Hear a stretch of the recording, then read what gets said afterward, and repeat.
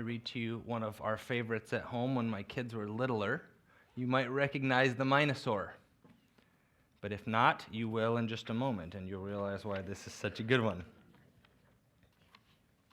One morning before Mrs. Raptor rang the bell, the dinosaurs were playing in the schoolyard. All of a sudden, they heard a roar. Mine, mine, mine! My wife said I had to read this like she would. Oh no, muttered Stegosaurus, here comes the Minosaur. He snatched up the jump rope and the ball. He threw the cars against the wall. He roared to one and all, mine, mine, mine, mine. Iguanodon said, that's not fair. Triceratops said, you should share. But the Minosaur yelled, I don't care, they're mine, mine, mine.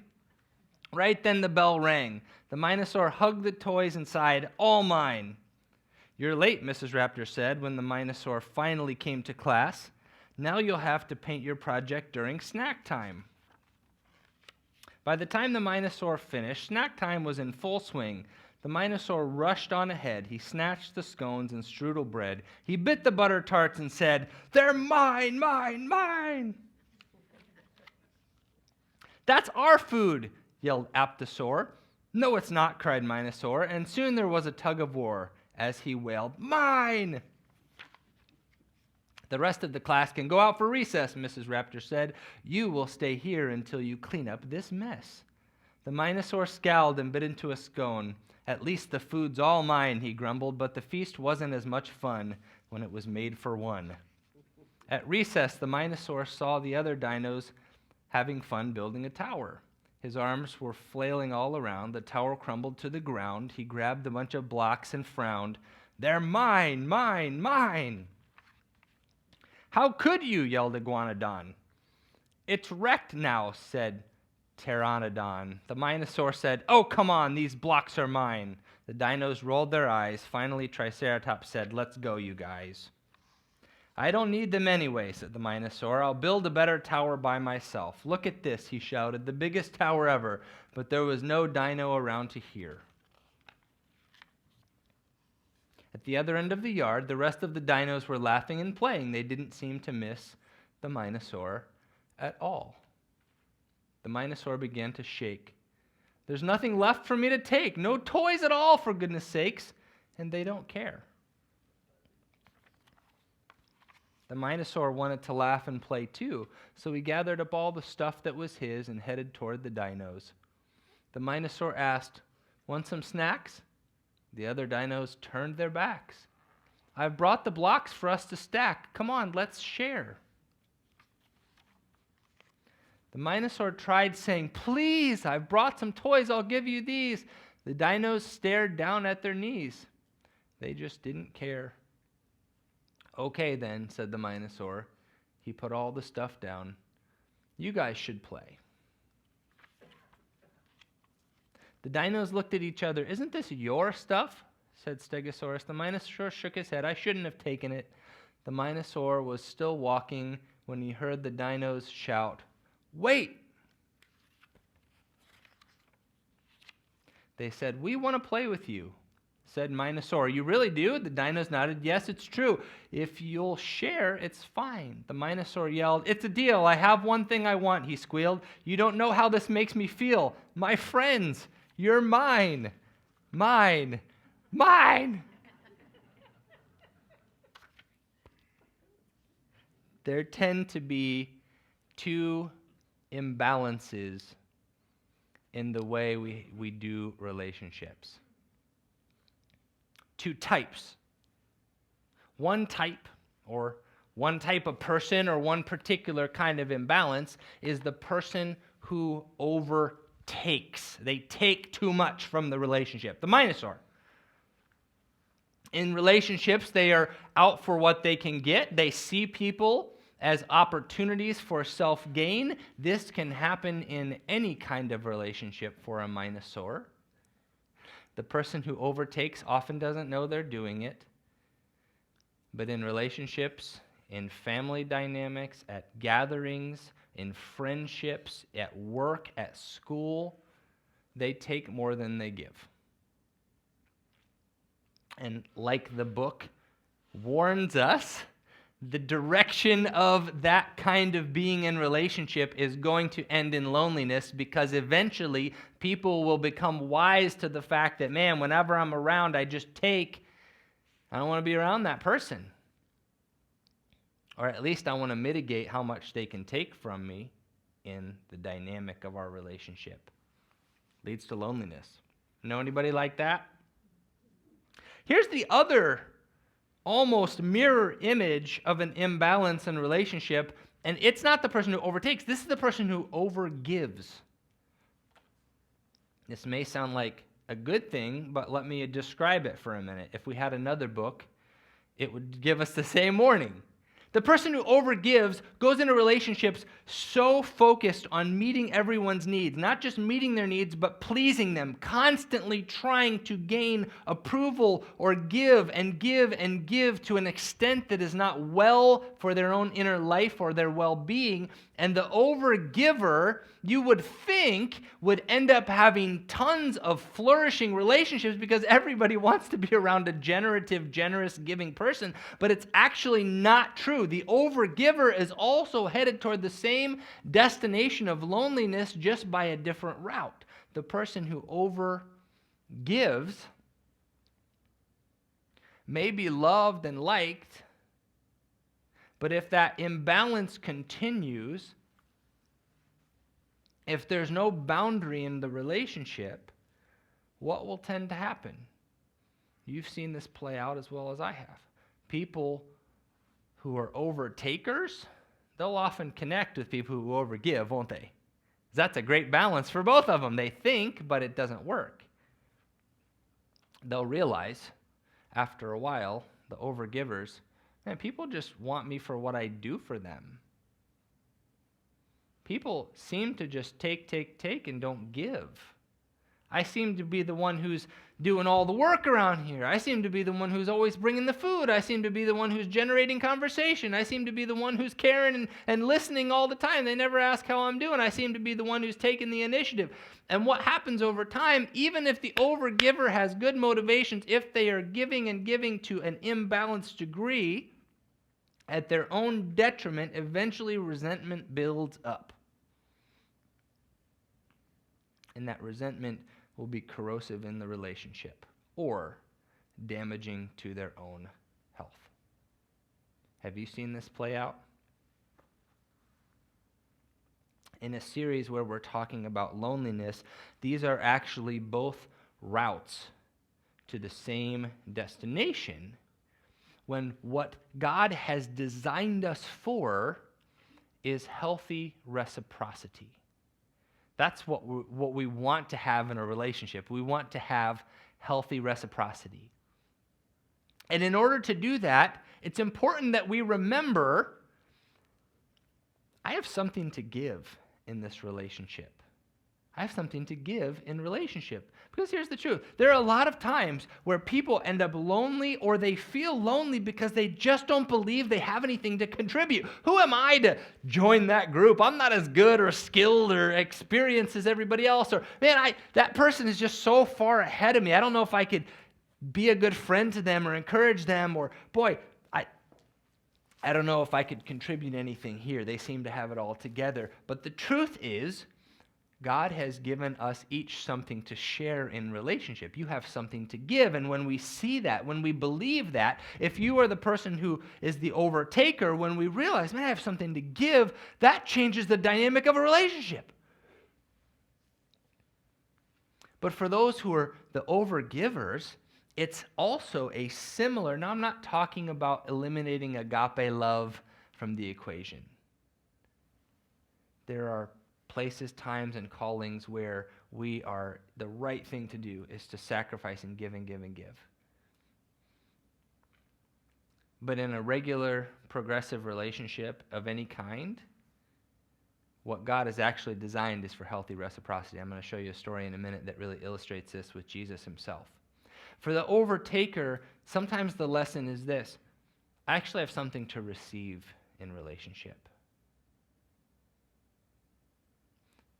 for the overgiver. I actually have something to receive in this relationship. If I've been doing all the giving, maybe I need to pause on the giving for a minute. Maybe I need to recognize the gifts that other people bring to the table and put myself into a receiving posture. And this is quite often, friends, the opposite of what you've heard growing up in church.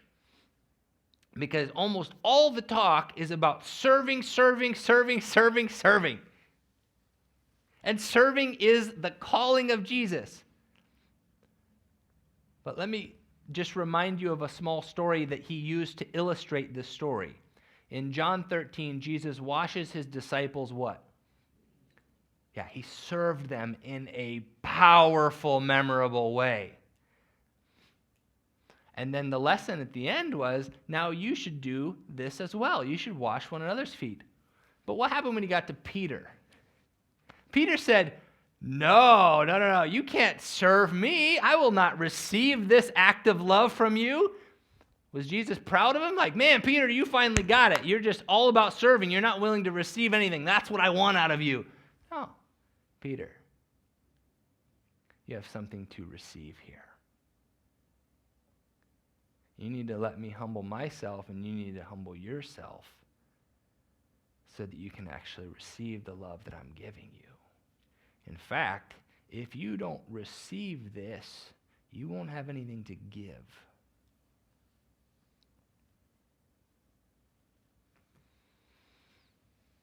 Sometimes bringing relationships to a healthy reciprocity point is this change in belief that says, you know what, I really believe I have something to give in this marriage. And I'm going to start finding out what it is and giving. I really have something to receive from my son, from my daughter who I've been distant with, from my grandkids who are away. They've got gifts that I've just not even acknowledged. You know what, maybe I have more to give at work than I've been giving. I've got more people that I can influence. I've got more people that I can impact. I've got something to receive from the person I don't like and that we've been distant.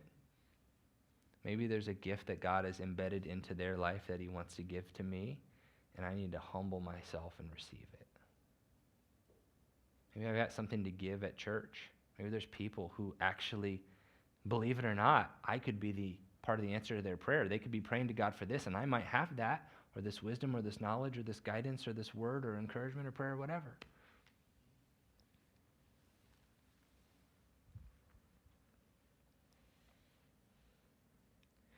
If you want to look with me, you're welcome to turn to John chapter 21. I'm going to read a pretty famous story from there in just a minute.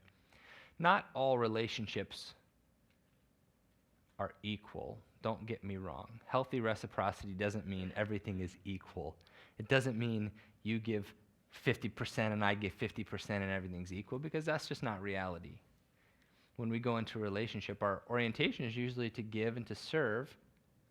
But think, if someone else is doing that as well, we actually share. This is sort of a sharing dynamic. Not equal. I mean, do parents give as much as they receive from an infant? It's debatable, but probably not. Probably give a lot more than they receive at certain points.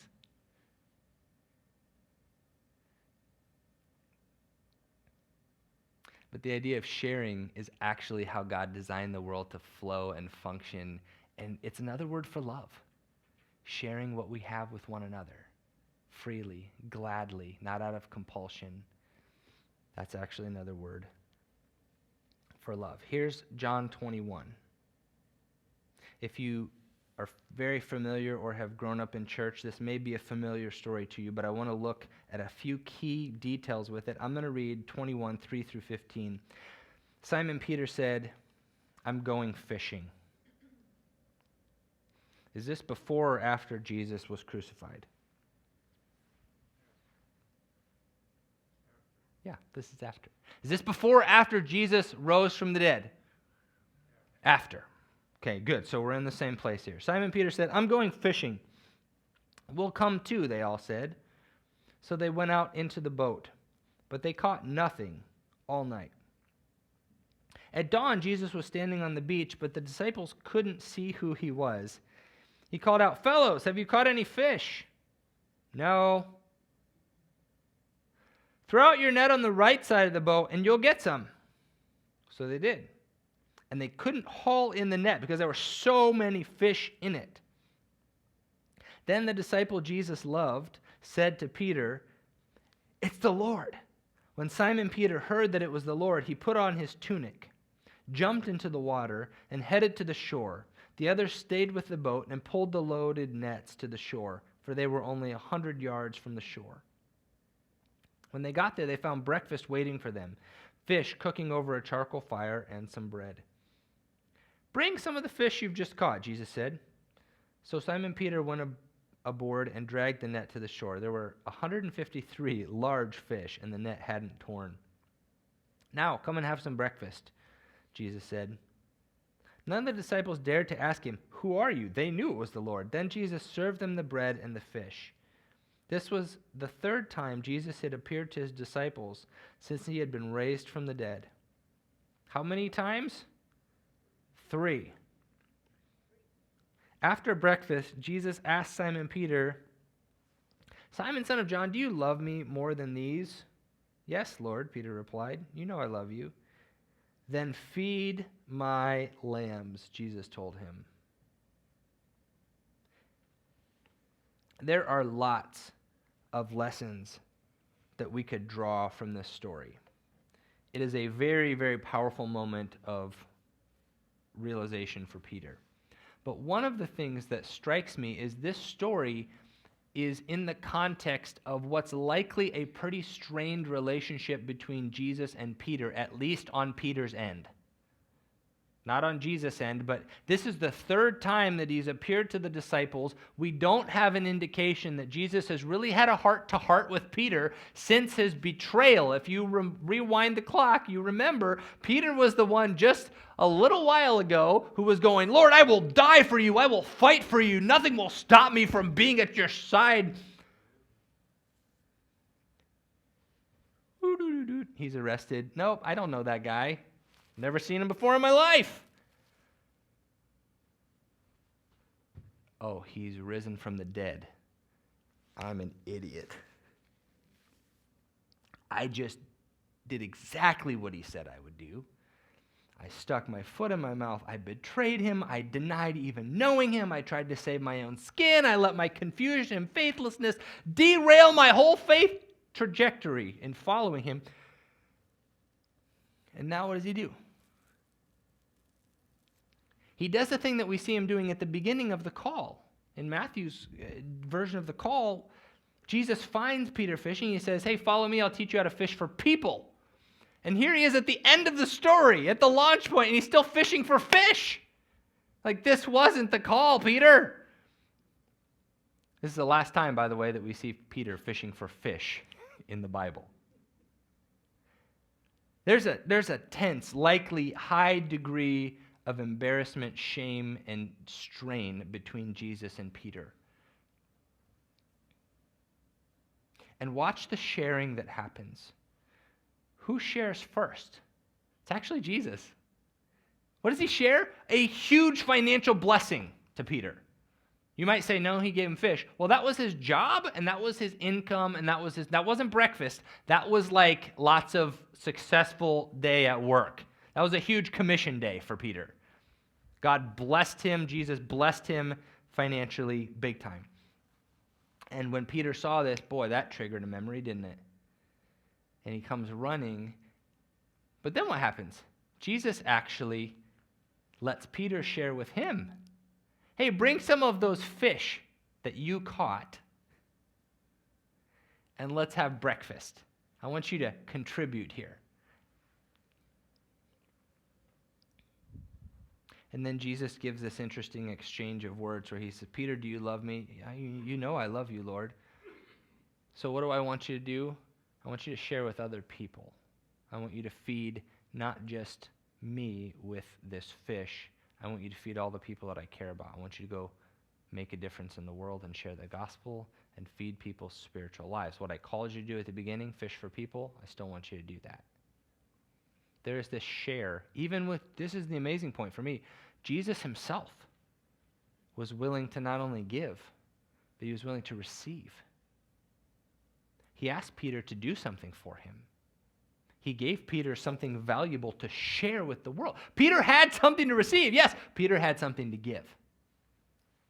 And that was not only a change in his vocation, it seemed to be the restoration, or as some subtitles in the scripture put it, this is where Jesus reinstates Peter. Like, okay, we're back. I forgive you. We're moving on from the whole betrayal thing. In fact, that broken bone is going to heal stronger than it ever was. You're going to be more bold and convinced than you ever were. Here's my challenge to you, to us. There are places and points in our hearts where we have, for some, have been overtaking.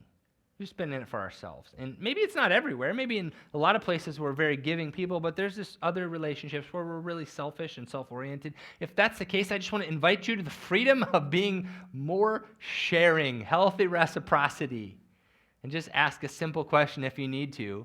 Hey, what do you need? How can I help?